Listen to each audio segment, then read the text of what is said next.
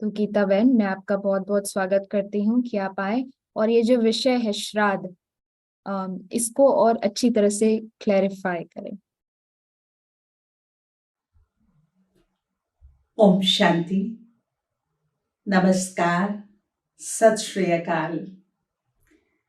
आज बहुत सुंदर हम चर्चा करने जा रहे हैं श्राद्ध के ऊपर। यूं तो भारतवर्ष तीज त्योहारों से पूरे वर्ष सजा रहता है। कोई ना कोई रीति रस्म परंपरा, तीज त्योहार ये भारत की शोभा है, उसकी संस्कृति में शामिल है। अभी कुछ समय पहले श्री कृष्ण जन्माष्टमी गई, अभी गणेश चतुर्थी, गणेश उत्सव, अभी हम श्राद्ध मना रहे हैं। अपने पूर्वजों को सम्मान देने के लिए हम श्राद्ध मनाते हैं। श्राद्ध का अर्थ ही है श्रद्धा। अपने पूर्वजों को श्रद्धा से, सम्मान से, प्यार से हम भोजन स्वीकार कराते हैं। उनके कुछ अच्छे काम याद करते हैं। श्राद्ध भारतवर्ष की बहुत ही सुंदर मान्यता रही है। कहा जाता है कि हमारे ऊपर बहुत सारे ऋण होते हैं, जैसे गुरु ऋण होता है, देव ऋण होता है, उसमें से एक होता है पितृ ऋण। श्राद्ध करके कहीं ना कहीं हम पितृ ऋण से भी मुक्त होते हैं। तो हम श्राद्ध को कैसे मनाएं, कैसे अपने पूर्वजों का आशीर्वाद लें, ये तो हमें पता है कि हम श्राद्ध उसी का ही मनाते हैं जो शरीर रूपी कॉस्ट्यूम को छोड़कर आत्मा निकल कर चली गई है। तो ये मृत्यु के बाद ही श्राद्ध किसी का भी हम मनाते हैं। उसकी आत्मा के निमित्त कोई ना कोई हम सुंदर शुभ पुण्य कार्य करते हैं, ताकि वो जहां भी है उसे पुण्यों का बल मिले, उसे हमारी दुआओं का वाइब्रेशन मिले, उसे सपोर्ट मिले, उसकी जो आगे की जर्नी है वो सुखमय रहे, खुशियों से भरी रहे। यही रीजन है श्राद्ध मनाने का। पहले तो हम ये बात को समझेंगे कि जो हमारे पूर्वज, हमारे बड़े, हमारे मुखिया, हमारे माता पिता हमें छोड़कर चले गए हैं, उनके लिए हमारा क्या कर्तव्य है। देखिए, जिस दिन व्यक्ति की जन्म होता है उसी दिन, उसी क्षण उसकी मृत्यु भी सुनिश्चित तो हो जाती है, वो डेट फिक्स हो जाती है। ये संसार का एक कटु सत्य है। जिसने जन्म लिया है उसको जाना भी जरूर है। बस कलयुग में इतना है कि किसी की अकाले मृत्यु हो रही है, कोई अपनी पूरी उम्र करके जा रहा है, परंतु जाना सभी को है। तो एक तो ये बात मैं स्वीकार कर लूं कि जो आया है वो जाएगा भी, 2 दिन पहले, कोई 2 दिन बाद, पर जाना सबको है। कहते हैं ना कि चल बसा, कहां से चला और कहां बसा, ये समझना बहुत जरूरी है। मृत्यु एक्चुअली है क्या? जब आत्मा इस शरीर को छोड़ देती है उसे हम मृत्यु का नाम देते हैं। ये मृत्यु होती कब है? देखिए, जो मेरे अपने हैं, ये मेरे पास जो आए हैं, ये बिना बात नहीं आए हैं। कुछ ना कुछ तो कारण है जो ये मेरे घर में है, मेरे आसपास है, पड़ोसी के घर में तो नहीं है। तो ये मेरे आसपास क्यों है? क्योंकि इन सोल्स के साथ मेरे कुछ कार्मिक अकाउंट है। हाँ, ये हो सकता है कि किसी के साथ मेरे अच्छे कार्मिक अकाउंट हैं और किसी के साथ अच्छे नहीं हैं।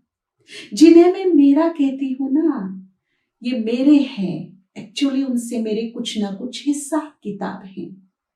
वो मेरे से कुछ ना कुछ लेने देने आए हैं। और जब ये लेन देन का हिसाब किताब पूर्ण हो जाता है तो व्यक्ति हमें छोड़कर चला जाता है, जिसे हम कहते हैं कि चल आ गया, चल बसा। यानी कि हमारे पास से उसकी कार्मिक अकाउंट कंप्लीट हुए, यहां से चला और कहीं और बसा। बसने का मतलब है कि जो उसके न्यू कार्मिक अकाउंट शुरू होने वाले हैं, नई फैमिली में उसकी नई जर्नी शुरू होने वाली है, वहां जाकर के बसा, चल बसा। तो देखिए, एक आत्मा के लिए ना एक ही समय में दो सिचुएशन होती है जो उसको फेस करनी पड़ती है। जहां से वो चला वहां भी उसके प्रियजन, सगे संबंधी हैं, उसको वहां से जाना है फाइनली। और जहां वो बसने वाला है वहां भी उसका वेलकम हो रहा है, खुशियां मनाई जा रही हैं, ढोल नगाड़े बजाए जा रहे हैं, मिठाइयां बट रही हैं। कोई न्यू मेंबर परिवार में आता है तो कितनी खुशी मनाते हैं। अगर वो पीछे मुड़ के देखता है तो रोना पीटना, दुख, दर्द, कष्ट है उसके प्रियजनों को, उसको। और यदि वो आगे देखता है जहां उसकी नई गति शुरू होने वाली है, नई यात्रा शुरू होने वाली है, तो वहां उसके लिए घर सज रहा है, वेलकम हो रहा है, मिठाइयां बन रही हैं, गुड न्यूज सुनाई जा रहे हैं, उसका प्रेम से आह्वान हो रहा है। तो ऐसे में मेरा फर्ज क्या है? मैंने देखा कोविड काल में भी, या किसी का जब कोई चला जाता है तो वो बहुत डिस्टर्ब हो जाता है। नो डाउट कि बड़ी डिफिकल्ट सिचुएशन होती है मनुष्य के लिए। लंबा साथ हो और एकदम वो चला जाए तो बहुत प्रॉब्लम होती है। परंतु मेरी ड्यूटी क्या है उसके लिए, मेरी रिस्पॉन्सिबिलिटी क्या है, मेरा फर्ज क्या है, मेरा प्रेम क्या कहता है? तो देखिए, अगर मैं रोती हूं, परेशान होती हूं, डिस्टर्ब होती हूं, तो ये रोने के, दुख के वाइब्रेशन उस आत्मा के मार्ग को बाधित कर देता है, उसको भटकाव की स्थिति में ले आता है, परेशान कर देता है। जो उसकी आगे की जर्नी है उसमें रोड़े पैदा हो जाते हैं, वो चाह कर भी वहां जा नहीं पाता। तो अगर मैं सच्चे हृदय से उसकी आभारी हूं, ऋणी हूं, उससे सच्चा प्यार करती हूं, तो मेरा यही फर्ज है कि मैं उसे परमात्मा की याद से, ध्यान से शक्ति लेकर, शांति लेकर, उसे शांति के साथ, दुआओं के साथ विदा करूं। क्योंकि ये कटु सत्य है, जो चला गया कुछ भी कर लीजिए वो वापस तो नहीं आएगा। जितनी जल्दी हम इस सच को स्वीकार कर लेंगे उतनी उस आत्मा की जर्नी ईजी हो जाएगी, सरल हो जाएगी, सहज हो जाएगी। नहीं तो स्थिति ये होती है जैसे एक व्यक्ति हो और उसे दो लोग खींच रहे हो, उसका लेफ्ट हैंड एक ने पकड़ा हो, राइट हैंड एक ने पकड़ा हो, और दोनों उसको खींच रहे हो, तो बीच वाले की स्थिति क्या हो जाती है?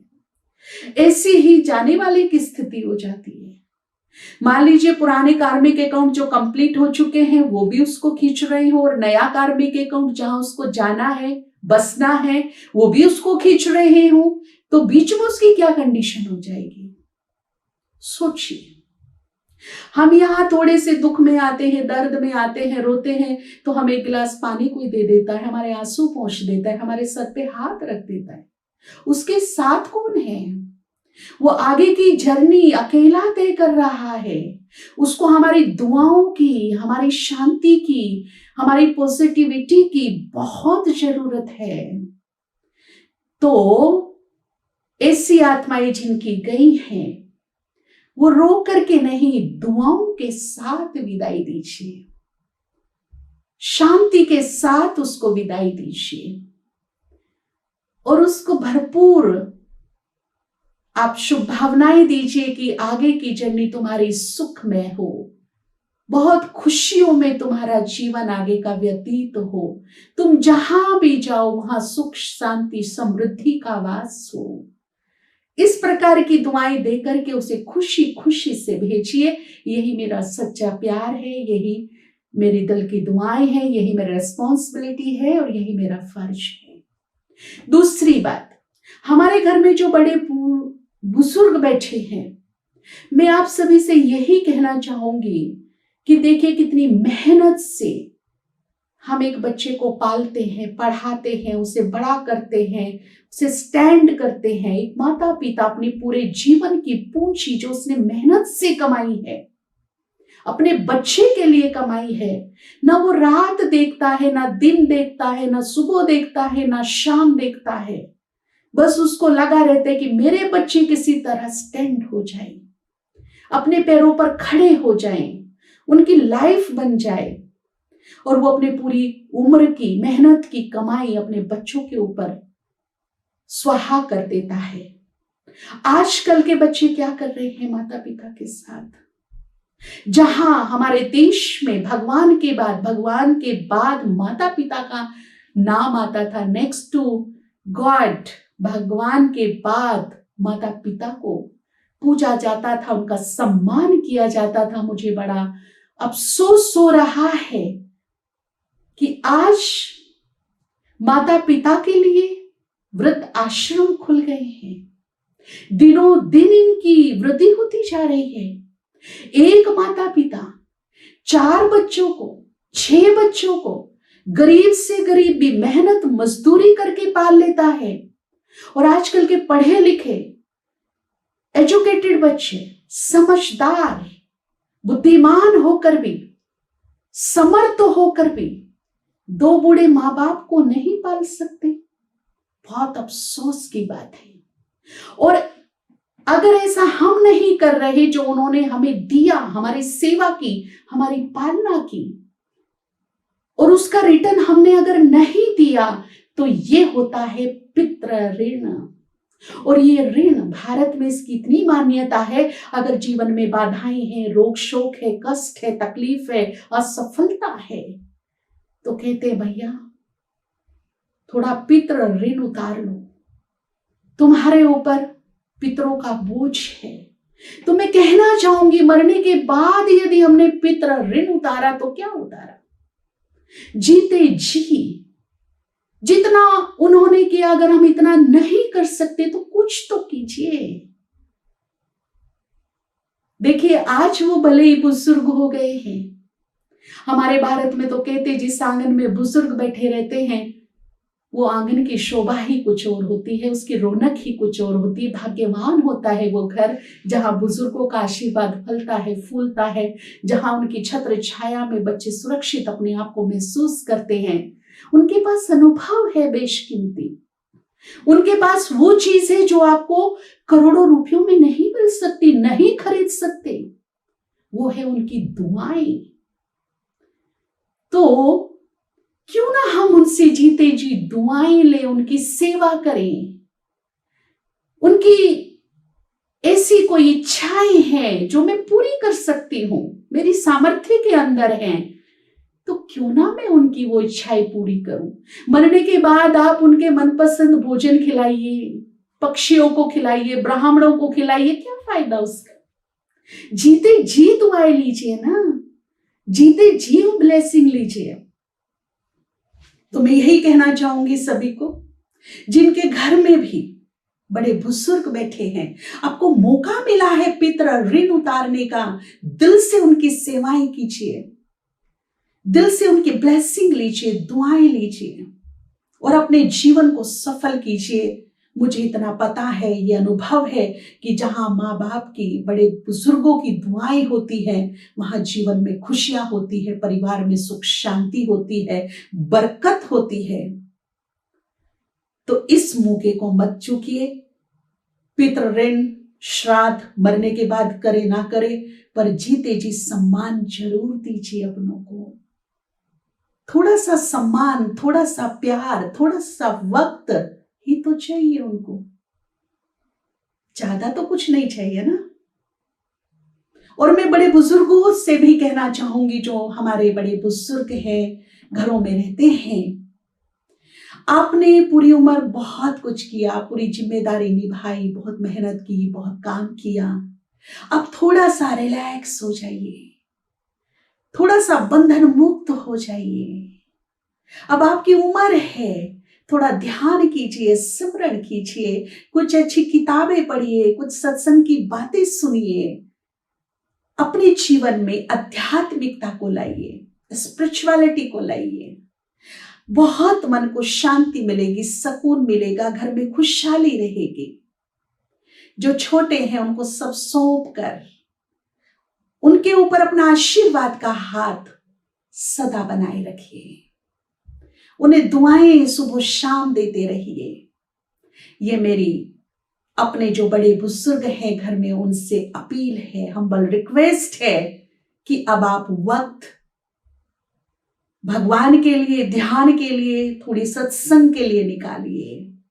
अपने जीवन को सुख शांति से भरिए, अपने को थोड़ा हेल्दी बनाइए, घूमने जाइए, वॉक करिए, थोड़ा प्राणायाम कीजिए और थोड़ा एडजस्ट कीजिए खुद को।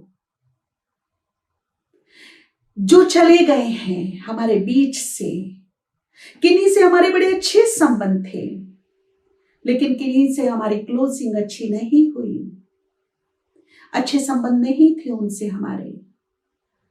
हमारे संबंधों में कड़वाहट थी। ऐसे भी कुछ लोग हमारे बीच से चले गए।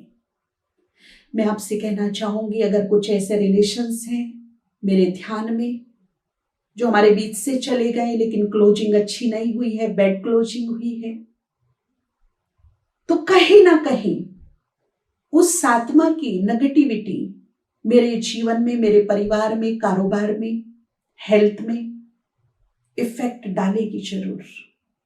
क्योंकि शरीर छूटा है, आत्मा तो अजर अमर अविनाशी है, वो तो सदा है, शाश्वत है।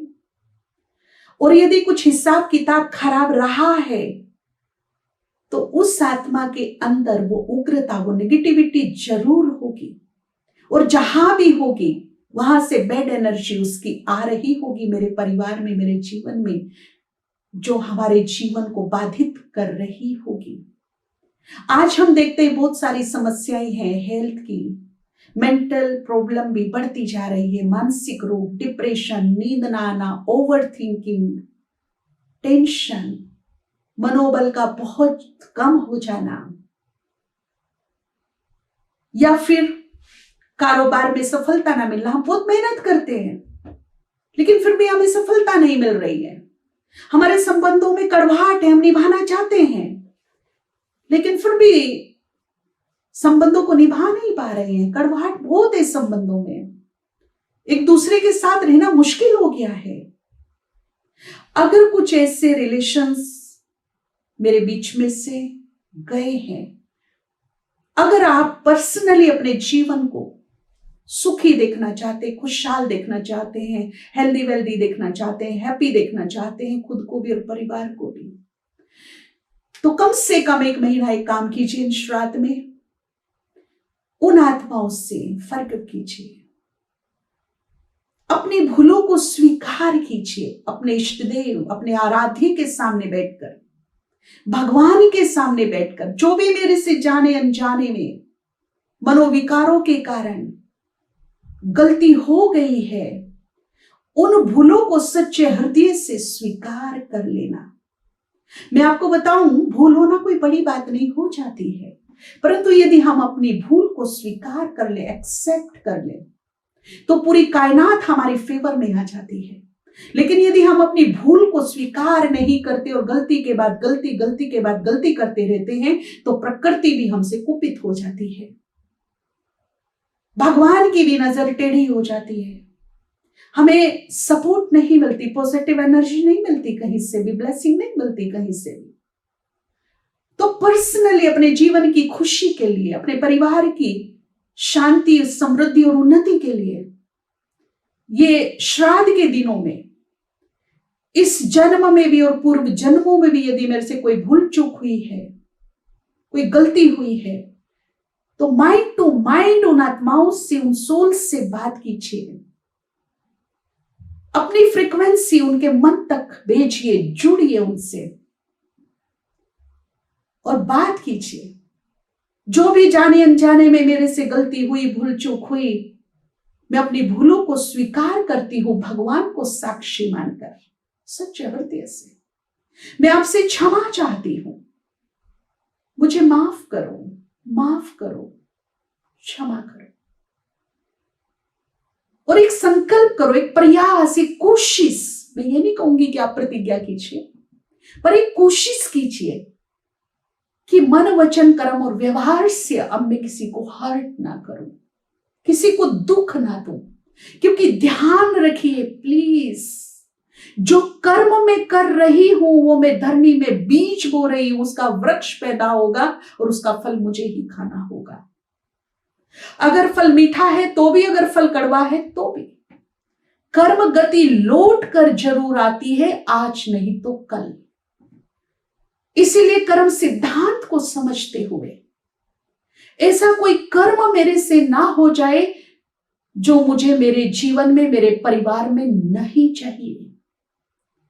इसीलिए टाइम रहते जो हो गया उस पे मेरा बस नहीं, सच्चे हृदय से उन लोगों से क्षमा याचना कीजिए, माफी मांगिए और ये लक्ष्य रखिए कि आज के बाद ये भूल दोबारा मेरे से ना हो। दूसरी, कुछ ऐसे भी लोग होंगे जो हमारे बीच से गए हैं, जिन्होंने हमें बड़ा सताया होगा, होंगे, कष्ट दिया होगा, बुरे शब्द बोले होंगे, विश्वासघात भी किया होगा, धोखा भी दिया होगा, उधर से भी हुआ होगा कुछ ऐसा। तो आज समझदारी के साथ, बड़ा दिल करके, बुद्धिमता के साथ, खुद की खुशी के लिए, खुद की शांति के लिए, परिवार की खुशहाली के लिए बड़े दिल से उन्हें माफ कर देना, क्षमा कर देना। करके देखिए, फर्स्ट डे ही इतना अच्छा महसूस होगा, ऐसा लगेगा कि मेरे माथे से बहुत सारा बोझ उतर गया है। ये एक नहीं, 1000 के एक्सपीरियंस है हमारे पास। सच्चे हृदय से माफ कर दो उनको, हर कर्म बंधन से अपनी ओर से मुक्त कर दो, स्व इच्छा से उन्हें क्षमा दान दे दो। देखिए, एक बार ना एक साधक थे जो साधना कर रहे थे। लंबी साधना के बाद भगवान ने उनको साक्षात्कार कराया और बोला, भक्त बोलो, क्या पूछना है तुम्हें? तो भक्त ने कहा कि मैं ये पूछना चाहता हूं कि तीनों लोकों में सबसे बड़ा दान कौन सा होता है?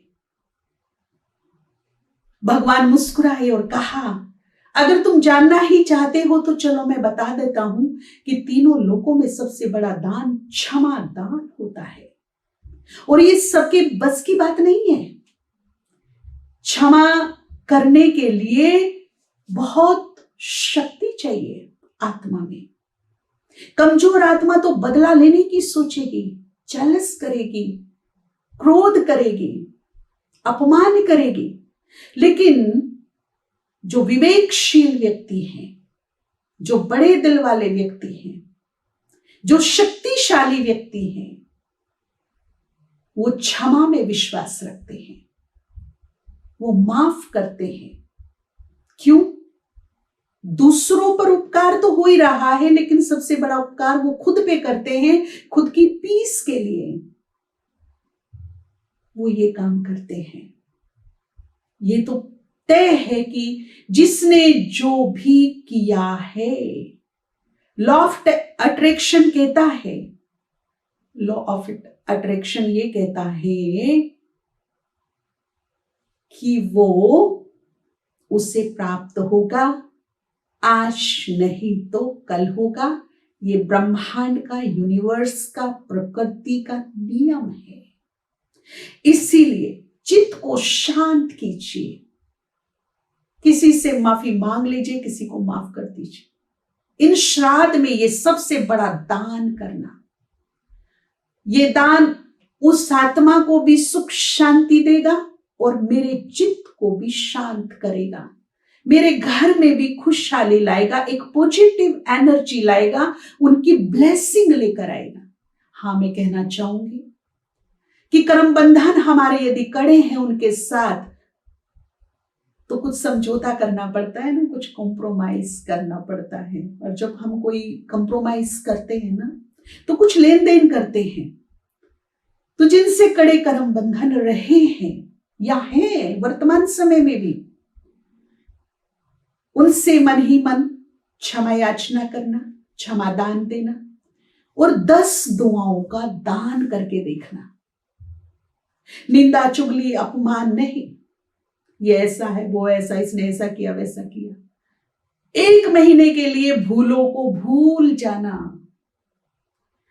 और जब भी उन व्यक्ति का बात चेहरा कुछ भी सामने आए, बस एक काम करना, 1 महीने तक उनको दिल खोल के दुआ देना, दुआ देना, दुआ देना। तुम जहां भी हो, जो भी हो, जैसे भी हो, सुखी रहो, खुश रहो, निरोग रहो, तुम्हारा सदा ही कल्याण हो, भला हो। भगवान तुम्हें सद्बुद्धि दे, सद्विवेक दे, सदमार्ग पर चलने की शक्ति दे, ये मेरी शुभ भावना है। इस प्रकार का ये काम करके देखना, बहुत आनंद आएगा, सुख की नींद सो पाएंगे, मुस्कुराते हुए सोएंगे और मुस्कुराते हुए उठेंगे। इस जीवन का जी भर करके हम लाभ ले सकेंगे, इस जीवन को एंजॉय कर सकेंगे। करके देखिए। दूसरी बात, हमारे बीच में से कुछ ऐसे भी लोग गए हैं जो बहुत अच्छे थे, जिन्होंने हमारे लिए बहुत कुछ किया है। ऐसे इस जन्म में भी रहे होंगे, पूर्व जन्मों में भी रहे होंगे, बल्कि ऐसे ज्यादा रहे होंगे जिन्होंने हमें बहुत मदद की है, हमारे लिए अपना सर्वस्व कुर्बान किया है, बहुत प्यार किया है, हमें सब कुछ दिया है, अपनापन दिया, मदद दी। वो कोई भी हो सकता है, वो मेरे फ्रेंड्स भी हो सकते हैं, मेरे परिवार भी हो सकता है, या कोई भी। तो जो चले गए या जो है और जिस प्रकार के लोग हैं, तो दिल से उनको अप्रिशिएट कीजिए, दिल से मुस्कुराते हुए, और 1 महीने तक उनको दिल खोलकर शुक्राना कीजिए, दिल खोलकर उनका धन्यवाद कीजिए। जिन्होंने भी मुझे साथ दिया, सहयोग दिया, अपनापन दिया, इतना कुछ दिया, मैं बहुत बड़े दिल से आभार मानती हूं और उनका तहे दिल से धन्यवाद, शुक्रिया करती हूं। उनको भी अपनी कुछ अच्छी पॉजिटिव एनर्जी दीजिए, दुआओं वाली एनर्जी दीजिए। ये संसार में जहां भी हैं, इनके जीवन में सुख शांति समृद्धि का वास हो, इनके जीवन में खुशियों का वास हो, ये सदा ही निरोग रहे, इनके चरणों में सफलता का वास हो। दिल की गहराइयों से दुआएं दीजिए, कुछ गिफ्ट दीजिए इन श्राद्ध के दिनों में। जब हमारी पॉजिटिव एनर्जी, हमारी दुआओं का बल उन आत्माओं को लगेगा, चाहे वो कहीं भी आपके आसपास है, 7 समुंदर पार है, तो उनकी भी पॉजिटिव एनर्जी हमारे बिगड़े काम को बना देगी, हमारी सेहत को बना देगी, हमारे बिगड़े रिलेशन को बना देगी। लेकिन करके देखिए, इसे अप्लाई कीजिए, 1 महीने की तो बात है, कीजिए।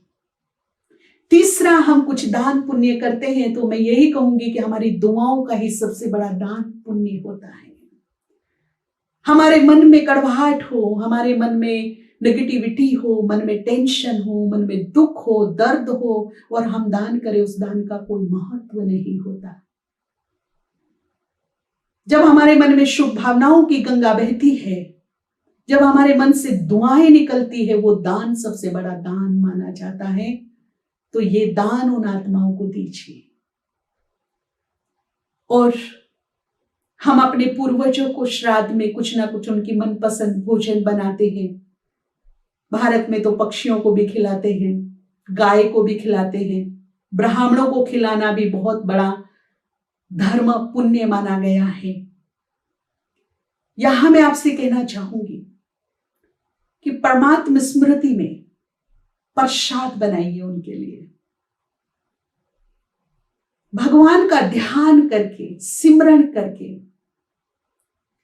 कुछ भी भजन सुनते हुए या कोई भी भेंटे सुनते हुए बड़े आनंद वाले मन से, शांत वाले मन से उनके लिए भोजन बनाइए और सबसे पहले भगवान को भोग लगाइए। ब्राह्मणों के पेट में जाकर के उन तक पहुंचेगा कि नहीं, मुझे नहीं पता, परंतु इतना मुझे पता है कि यदि मैं भगवान को भोग लगाऊंगी उनके नाम का, तो भगवान की कृपा दृष्टि और वो भोग जरूर पहुंचेगा उन तक, आपकी भावनाएं जरूर पहुंचेगी उन तक। तो सबसे पहले आप भगवान को भोग लगाइए, फिर उस भोग को, उस प्रसाद को आप अपने पूरे भोजन में मिलाइए। पूरे भोजन में मिलाने के बाद आपको जिसको भी खिलाना है, जैसे भारत में गाय को भी खिलाते हैं, यहाँ तो शायद गाय मुश्किल ही मिलेगी, पंडितों को खिलाते हैं, कोई पक्षी मिल जाए तो उनको छत पे रख देते हैं खाने के लिए। फिर जो भी आपके रीति रिवाज है, रस्म है, उस हिसाब से आप खींचिए, लेकिन फर्स्ट भगवान को भोग ऑफर करना है। बनाना भी अपने हाथों से है, ऑफर भी भगवान को करना है। जैसे घर में ना आप अपने बेबी को कैसे भोजन खिलाते हैं, अपने आराध्य को, अपने इस देव को इसी प्रकार से प्रसाद अपने हाथ से खिलाइए और संकल्प कीजिए कि ये उस आत्मा की निमित्त प्रसाद है, उस आत्मा तक ये प्रसाद पहुंचाइए, तो भगवान की जरूर दृष्टि पड़ेगी। और जब उसकी दृष्टि पड़ती है तो वो खाली दृष्टि नहीं होती, वो कृपा वाली दृष्टि होती है। तो ये उनके लिए जरूर कीजिए। ये करने से क्या होगा कि जो पितृ ऋण है हमारे ऊपर, हम इसी जन्म में अपने इसी जीवन में रहते रहते काफी हद तक उतार पाएंगे और उनकी ब्लेसिंग, उनकी पॉजिटिव एनर्जी हम लेते रहेंगे। बहुत ही सुंदर आपको अनुभव होगा। बल्कि मैं तो ये कहना चाहूंगी कि आप रोज खाना बनाते होंगे जरूर, तो परमात्मा स्मृति में खाना बनाइए, अपने लिए भी, परिवार के लिए भी। कुछ सुंदर भजन सुनते हुए, सुंदर गीत सुनते हुए, या कोई अच्छे महावाक्य सुनते हुए भोजन बनाइए। अगर भोजन बनाने की इच्छा नहीं है, मूड खराब है, इरिटेशन है, मन नेगेटिव है, तो मैं आपसे बोलूंगी कि उस दिन आप थोड़ा सा डिले कीजिए, पोस्टपोन कीजिए खाना बनाने को। आपको स्पष्ट कर दूं कि हमारे द्वारा बनाया गया हुआ भोजन, अन्न का असर हमारे मन पर और मन का असर हमारे अन्न पर बहुत पड़ता है। इसीलिए शांत मन से भोजन बनाइए, परमात्मा का ध्यान करते हुए, उसके भजन सुनते हुए खुश मन से बनाइए, तो परिवार में खुशहाली रहेगी। और 24 घंटे में एक बार परमात्मा को भोग ऑफर जरूर कीजिए। जिस घर से भगवान को भोग ऑफर होता है, उस घर में सदा बरकत बनी रहती है।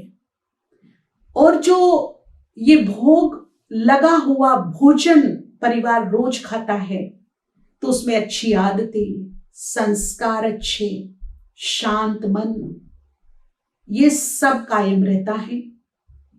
वो परिवार बुरी लत से, बुरी संगत से, व्यसनों से बचा रहता है। तो ये काम आप रोज ही कर लीजिए तो बड़ी अच्छा होगा। आपके घर में सदा ही भंडारे भरपूर रहेंगे, काल कंटक सदा दूर रहेंगे। अभी हम कुछ मिनट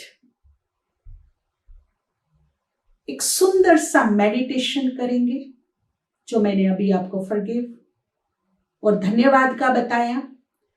तो हम कैसे क्षमा याचना करेंगे, कैसे क्षमा दान देंगे, कैसे उन आत्माओं को शुक्रिया करेंगे, तो मैं कमेंट्री के द्वारा आप सभी को थोड़ा सा मेडिटेशन कराऊंगी। आप जो जो मैं बोलती जाऊं वैसा ही इमेजिन करते जाना। वैसे ही अपनी मन की दिशा को ढालते जाना। तो जो भी भाई बहने, बुजुर्ग, परिवार सुन रहे हैं, कुछ क्षणों के लिए अपने मन को शांत कर दीजिए, विचारों को समेट लीजिए। आप रिलैक्स होकर बैठ जाइए, कंफर्टेबल होकर के बैठिए। आंख भी आप थोड़ी देर के लिए बंद कर लीजिए।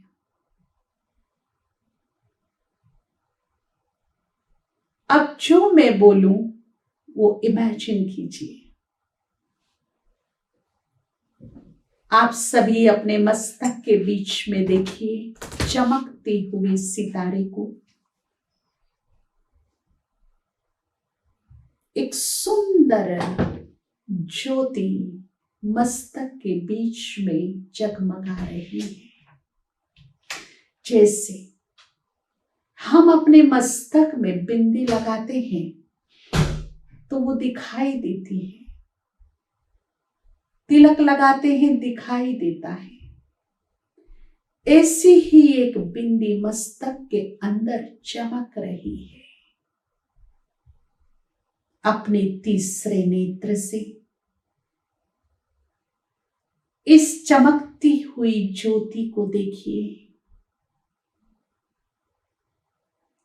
इसकी डिवाइन लाइट को देखिए।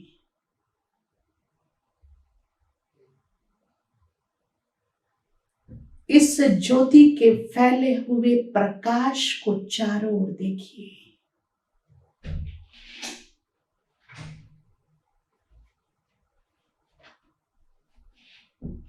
इस आत्म ज्योति की सुंदरता को, ब्यूटी को देखिए। कितनी तेजस्वी, कितनी डिवाइन, कितनी ब्यूटीफुल है।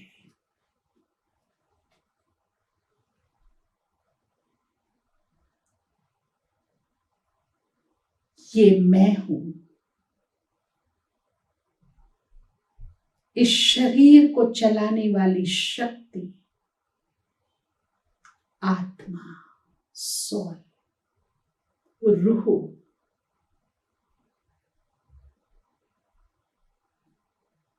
मैं मन, बुद्धि और संस्कार से सुसज्जित हूं।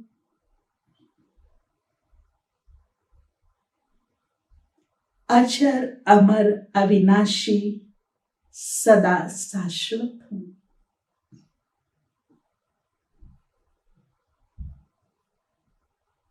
मैं आदि अनादि हूं। ऐसे शरीर रूपी कॉस्ट्यूम तो मैंने बहुत छोड़े हैं और लिए हैं। शरीर बदलती रही हूं परंतु मैं सदा हूं।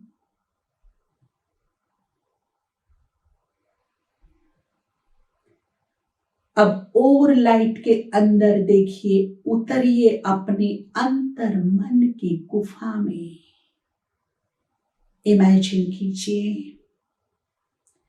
इस लाइट के अंदर एक गुफा है, उसमें कुछ सीढ़ियां हैं जो अंतर मन तक जाती हैं।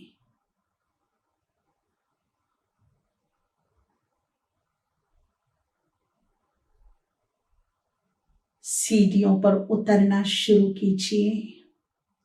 हमें 10 सीढ़ी उतरनी है। अपने अंतर मन की गुफा में जाना है।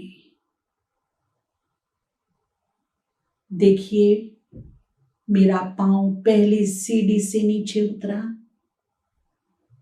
इमेजिन कीजिए दूसरी सीढ़ी से नीचे, 3, 4, 5 और नीचे उतरिए, 6, 7, और नीचे आइए। 8, 9, 10। पहुंच गई हूं मैं विशाल अंतर्मन की गुफा में। डीप साइलेंस, अनंत शांति और शक्ति फील कीजिए।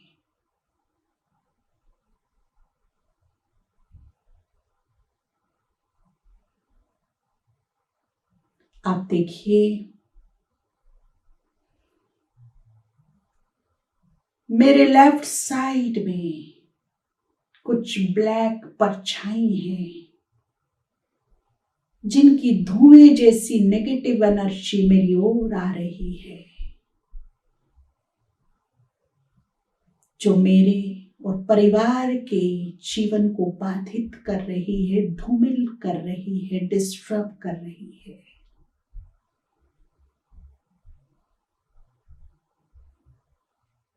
जी हाँ, ये जन्म जन्मांतर की वो आत्माएं हैं जो परछाई के रूप में है, जिनसे मेरे कड़े हिसाब किताब रहे हैं, बड़े कड़े कार्मिक अकाउंट रहे हैं। यही ब्लैक एनर्जी मेरी हेल्थ, वेल्थ और हैप्पीनेस को, सक्सेस को, रिलेशन को डिस्टर्ब कर रही है। मुझे ये बैड एनर्जी को खत्म करना है। किसी ने मेरे साथ बुरा किया है, किसी के साथ मैंने बुरा किया है। दोनों की एनर्जी डिस्टर्ब हो रही है। अब मैं स्वेच्छा से इन सोल्स से सॉरी फील करती हूं। अपने भगवान को साक्षी रखकर सच्चे मन से मैंने माफ करती हूं, क्षमा करती हूं और इन्हें दिल की दुआएं देती हूं। ये सदा सुखी हो, मेरे दिल की दुआ है ये स्वस्थ हो, निरोग हो, इनके जीवन में भी सुख शांति खुशियां हो, इनका जीवन भी निर्विघ्न हो।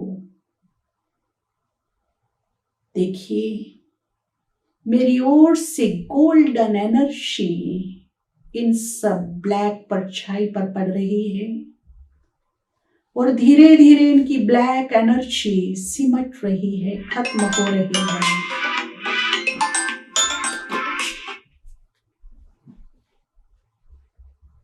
धीरे धीरे इनकी ब्लैक एनर्जी सिमट रही है, खत्म हो रही है। जो एक सफोकेशन थी, एक घुटन थी, वो अब ठीक हो रही है। मैं रिलैक्स फील कर रही हूं।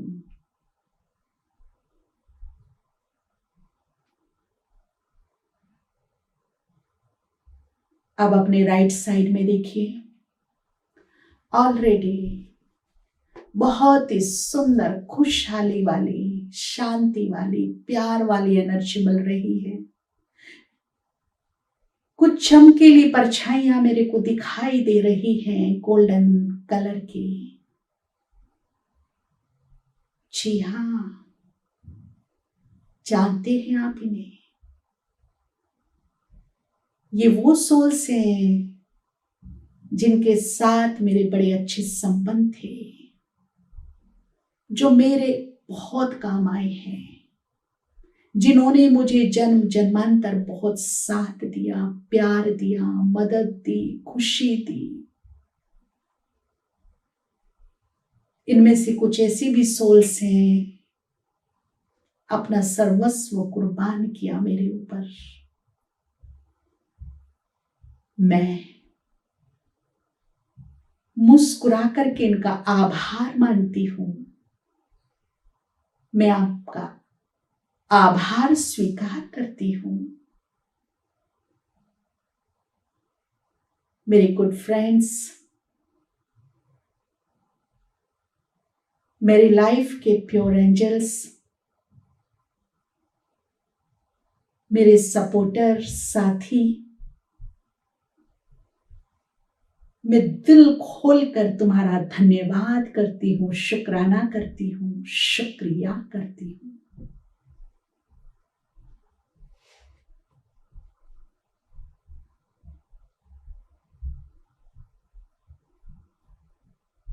मैं तुमसे बेहद प्यार करती हूँ।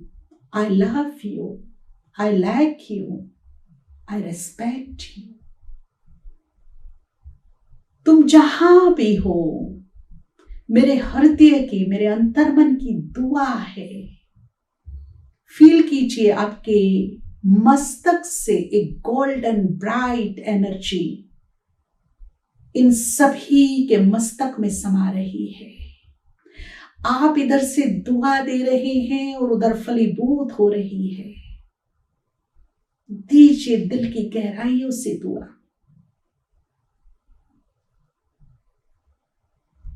तुम्हारा सदा कल्याण हो, भला हो, तुम निरोग रहो, खुश रहो, जीवन में तुम फलो फूलो, तुम्हारे चरण सफलता को चुने।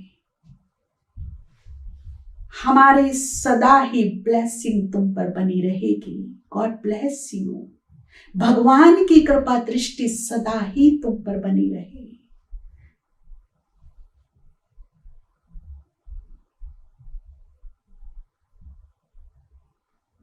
अब पुनः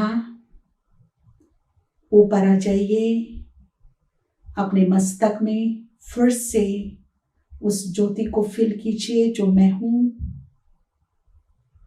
उस ज्योति का ओरा अपने चारों तरफ देखिए, अग्नि की तरह मेरे चारों तरफ एक ओरा है। आंख खोल लीजिए। ये है मेडिटेशन। ये छोटी सी विधि हमने आपको बताई है। यहाँ जो मेडिटेशन सेंटर है ब्रह्मा कुमारीज के, बहुत ही सुंदर राजयोग का अभ्यास कराया जाता है। इस मेडिटेशन के इतने लाभ हुए हैं, मैं आपको बताऊं कि भारत की पार्लियामेंट में एक आवाज उठी कि जो यंगस्टर्स बहुत ज्यादा व्यसनों में, ड्रग्स में जा रहे हैं, ड्रग्स और व्यसनों को छुड़ाने का बहुत बड़ा काम ब्रह्मा कुमारी लोगों ने लिया है, संस्था ने किया है। मुझे बेहद खुशी हो रही है आज आपको बताते हुए कि लाखों लोगों ने अपने जीवन को व्यसनों से, ड्रग्स से मुक्त किया है। छोटी छोटी राशियों की विधि बताई जाती है जिससे हम अपने मन पर कंट्रोल कर लेते हैं, अपनी सोई हुई मन की शक्तियों को जागृत कर लेते हैं, एक सुंदर व्यक्तित्व का निर्माण करते हैं, एक सुंदर चरित्र का निर्माण करते हैं।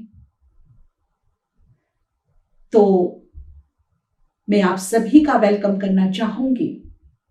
थोड़ा वक्त निकाल करके अपने नजदीक के राजयोगा सेंटर पर आइए, जहां हमारी बहनें निःशुल्क आपको मेडिटेशन की जो विधि है, जो आप घर गृहस्थ में रहते हुए कर सकते हैं, अपने कारोबार में रहते हुए कर सकते हैं, कुछ समय थोड़ा सा निकालिए भगवान के लिए, अपने लिए, अपने मन की शांति के लिए, अपने जीवन की खुशी के लिए। बहुत कुछ सीखने को मिलेगा।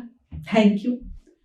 बहुत बहुत आप सभी का धन्यवाद। मेरे दिल की दुआ है आप और आपका परिवार सदा सुखी रहे, स्वस्थ रहे, खुश रहे, मस्त रहे। बहुत बहुत शुक्रिया, धन्यवाद। ओम शांति।